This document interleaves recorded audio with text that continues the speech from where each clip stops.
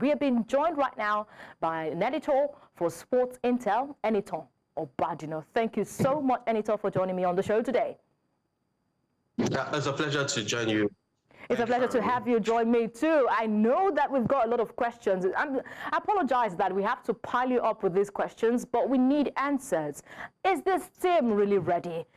Do we have to see this particular performance? If we have to see it in Morocco, maybe they should not even go to Morocco, because we can't stand this. We cannot stand this against any team in Morocco at the African Cup of Nations, or even looking ahead for the 2026 World Cup. Are we going to really, execute the 6 games remaining with wins, with this kind of performance? Enitan, what do you feel about that performance from yesterday? Yeah. The team is a moving contradiction, if you ask me. You could probably say, hey, we qualified with a match to spare. We should celebrate, but no, that's not the real issue. The real issue is in the depth and the problems with the team in terms of the playing personnel. Are we sure it's a Gabon that will take us to Morocco? I can ask almost the same different set of questions, and we'll still have more questions to ask. Is a Gabon the one to take us to Morocco for the Nations Cup, or he returns to his technical duty and we eventually get a new coach for us? Are we solving the personnel problem? The Eagles need a rebuild for their central defense. Most of the players are old and slow. Yes, they've done us very well. They did very well. AFCON has been fantastic, captain, leader, but we know he's getting slower. We do not have a complete centre-back pairing when it comes to that. But then our fullback, they are hot today, they are cold tomorrow, tepid performance. So there's so many questions. We still do not have a creative outlet. Our strikers are struggling to score because we are not creating enough chances. It's easy to see. We do not have an attacking midfielder or a good passer of the ball, central midfielder who could create things where we are in a difficult position. So that tells you so much that you cannot expect too much from the Super Eagles team going into AFCON. It's the same players. The thing is, most of these players broke into the team at a very young age, and they spent a long time playing for us, at the likes of Ndidi. Even Chukwueze, though Chukwueze might still be young, but he has attended about 2 or 3 Nations Cup, if not more. Moses Simon is attending the 4th Nations Cup. So that tells you that they are old, they need competition, they need a lot of a new technical input.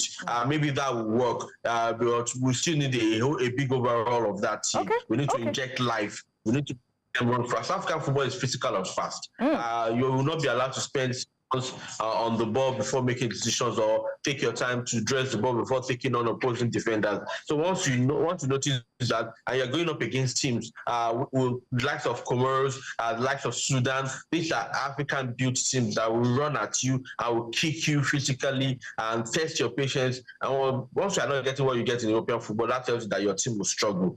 You need to also give the same vein back. You have to be fast. You have to eat them hard for you to earn the respect. You see, you roll out the results. Ghana losing at home to Niger, Gabon winning away, and a few also, and that tells you that the so-called smaller teams are getting bigger. Yes, there are not minnows anymore in African football.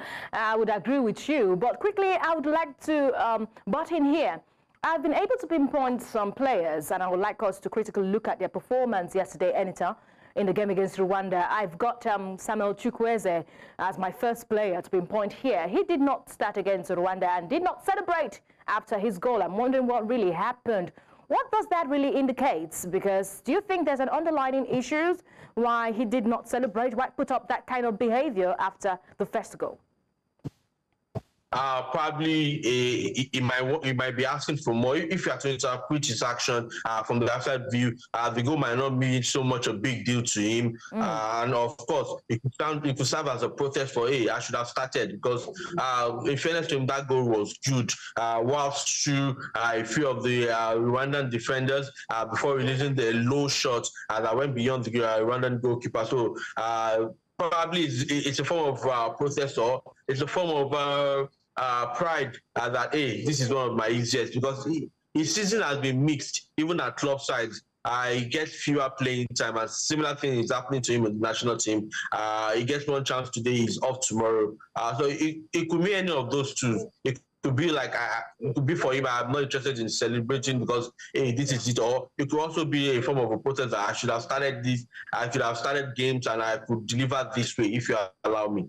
And it was a great goal coming from Samuel Chukwueze, going past almost 4 defenders, and he cooked that goal himself, coming from how he performed and how he was able to execute it.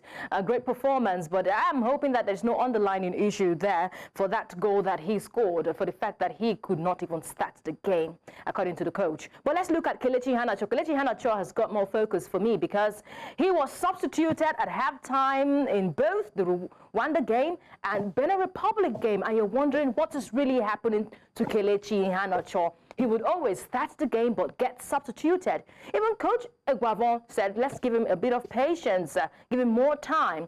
And I also saw that he was playing him as a winger. What does this say, Enitan, about his current form and his role in the squad? You remember that ex-international Mutua Adepoju pinpointed Kelechi Iheanacho having a poor performance in that game. What do you say? Kelechi Iheanacho begs so much question.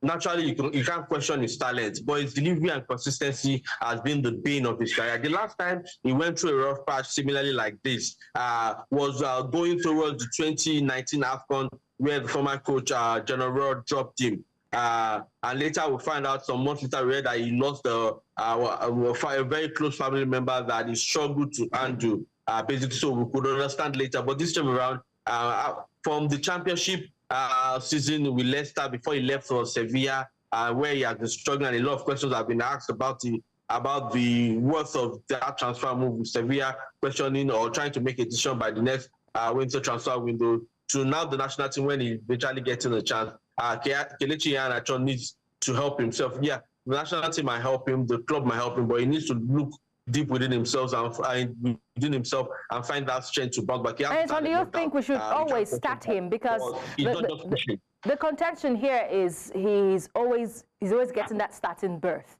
Do you think he's not a player to start, for the team? Maybe come off as a substitute later? In fairness, with this current form, he should not be starting games. We have to be honest. We have more players in the team, or even outside of the team. Nathan Taylor has not been invited for a while. Simon, we talked about Chukwueze, and a few others could easily fit in to play for the Super Eagles, but not Kelechi Iheanacho in his current form. He should not be starting game. If Eguavon was going to be fair with him, we saw the first game he played against Benin Republic, 1-1 draw, and that tells you everything you need to know. And then coming again, give him that starting bet, sort of like patting him in the back.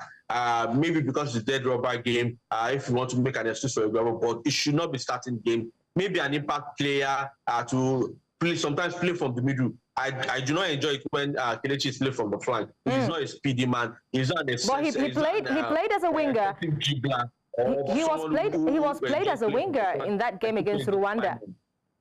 Can you say that again? He was played as a winger in that game against Rwanda. Do you think that's a perfect choice? Exactly. So that's not his favorite position. That's not where you find him. He's either playing as an 8 or as a 9. Sometimes they experiment playing him as a 10 because he can be a bit versatile. So what is perfect for Kelechi Iheanacho? What is really perfect for him? What position is perfect for him? Because he seems to be struggling. Kelechi plays as the 8. I watched him at the Under-17 World Cup in 2013 in Dubai, where he excelled, playing all the likes of Isaac Success. Isaac Success was the first striker before he got injured in the second game against Sweden. And of course, Taiwo Awoniyi came in for Isaac Success, and he excelled, scoring goals that he eventually ended up as the highest goal scorer, first of the top 2 highest goal scorer at the 2013 FIFA Under-17 World Cup in the United Arab Emirates. That is his feat. That is his game, not as a top striker. Pep Guardiola tried that a lot in his days at Manchester City to play him as a top striker. You could see his struggle. Also at Leicester, he struggled a bit. But when you pair him with a striker, that's where Kelechi Iheanacho evolves, comes into his own, and he will get you goals playing as a support striker, depending on the system you're playing. Okay. Let's see a striker. You just mentioned the striker. If he can get a support striker, Victor Boniface is yet to get a goal for the Super Eagles of Nigeria. And what do you expect from strikers? You want them to keep banging goals. We had Victor Osimhen on the bench for a long while, even with us struggling to score a goal. Coach Eguavon still left Victor Osimhen on the bench. At what point, Enitan, do we begin to seriously worry about Victor Boniface and his lack of goals? Victor Boniface is a victim of our problems in the midfield. The creative problem that we lack in the midfield. What is keeping him in the national team is his club form. He turns to his club and he's banging in goals, and then you wonder what's really happening. And of course, you have to know that our strikers are struggling. In about 10 games, we've scored about 9 to 10 goals. That tells you we are not scoring enough. And this is not just a Victor Boniface problem. Apart from Victor Osimhen, who is the main striker, and of course, some of his goals have come via the head, and of course, an overhead kick that we've seen. Apart from Victor Osimhen, most of our goals have come from the midfielder. We've seen the midfielders. We've seen Dele Bashiru giving us an equalizer in the game. We've seen Raphael also scoring. So that tells you something is wrong with our striking position because they are not getting enough services from the midfield. We do not have a Enitan. We are giving them too much job when it comes to our midfielders. Okay, Enitan, let's listen to Coach.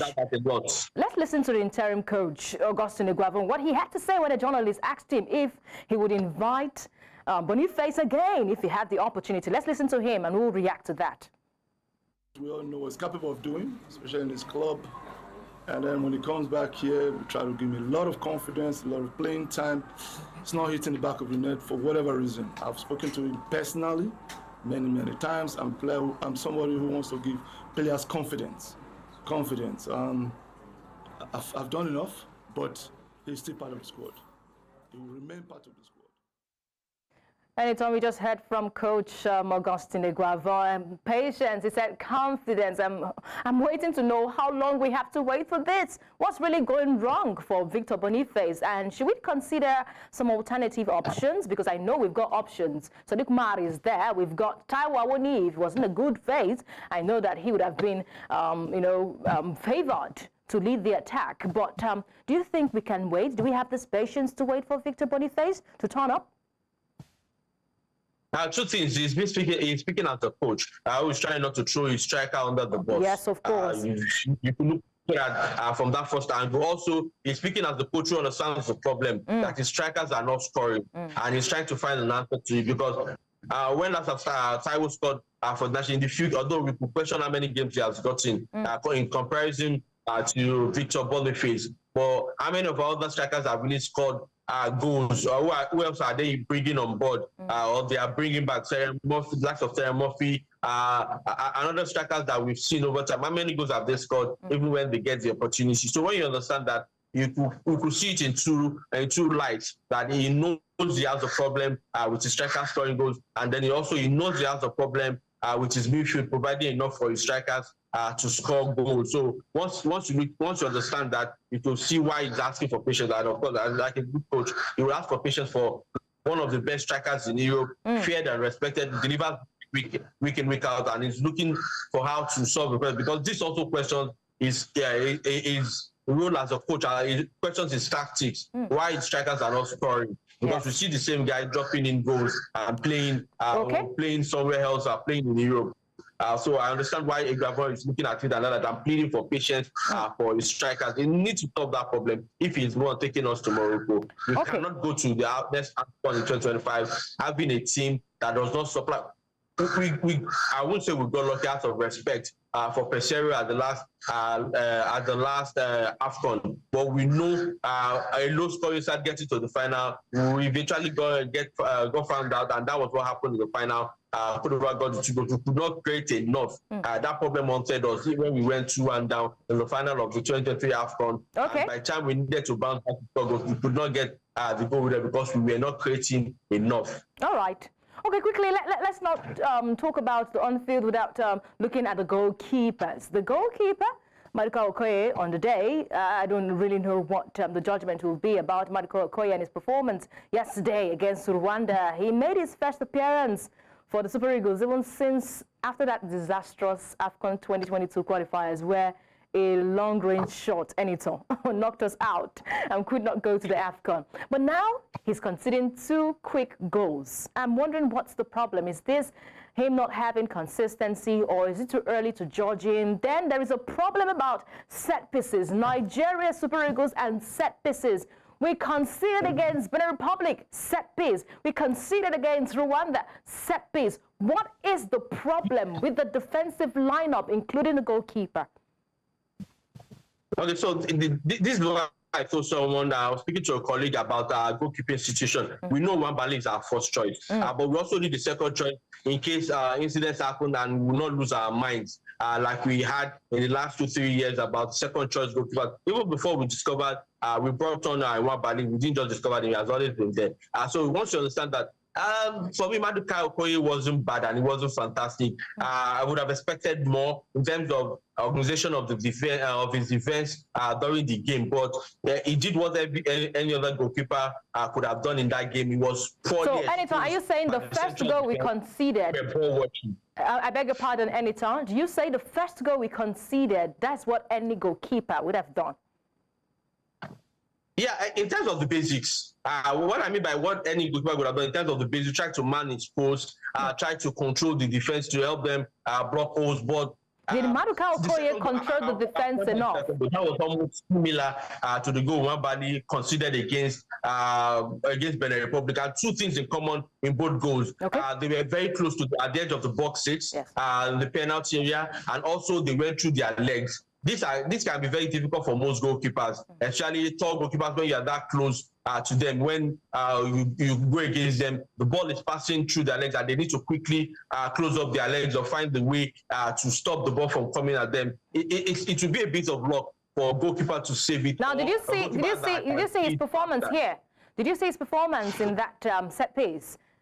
Is this the arrangement of his players? It's a goalkeeper defensive problem, and I was going to come to that. That one thing that was missing in that setup for our defense, our Mr. Regular for us when it comes to defending set pieces, defending crosses in the national team. That's Semi Ajayi. You could see the level of education he has in terms of his football knowledge whenever we are playing with him. But that has been missing, and that's why we have been shipping in good. I'm not saying he's the perfect defender, but that should always be there. But one attribute of his game that almost every other defender in the Super Eagles lack is the ability to read crosses, to read the cross channel. When the cross is coming, to step into the channel, to be in the position to cut it off. So who is to be blamed for that? Who is to be blamed for that, Enitan? You're just watching. Who do we blame for that? The goalkeeper, trainer, or who? No, you have to be careful. You have to be careful when we are breaking this down, in the sense that if you expect the goalkeeper to always come out or jump out to calculate, he has to be very calculative. He has to be very sure. The distance, especially for this first goal, the distance between where he is as the goalkeeper and where the cross eventually went to means he could not rush out to save it, and a flash either. He might probably throw his hands out and get lucky and save it, or he could have gone in, and that's what eventually happened. The ball went in. Yes, could you have done more? We could ask that question, but we've seen a lot of goals like this in world football. We have to be fair. It did not inspire me personally. It did not inspire so much confidence for me as a goalkeeper. You could see, I was telling someone that there's still wee bit of psychological issues when it comes to playing in the national team for Maduka Okoye, and you could see why his G3 was not commanding enough. Like you have a certain Nwabali when he is there, the way he talks to his defense, the way he complains whenever there is a leak or loophole in the way they set up. Even when he concedes goals, you could see him command. News coming some days before the Benin Republic game, news coming out of the camp talked about how some of the players preferred Nwabali because of the confidence he gives them. And it's been a while they've played, especially for the defenders, they've played in front of Maduka Okoye. So sometimes that chemistry might just be missing. Okay. And I think that was one of the things that happened for both the defense and the goalkeeping aspect of our game against Rwanda and Benin Republic. Okay. Now, we know that we have picked this ticket for the African Cup of Nations, Enitan. A lot has been said. A lot has been done, too. But the loss against Rwanda, even though it's inconsequential to our ticket to Morocco, the criticisms of local coaches will likely intensify after that result.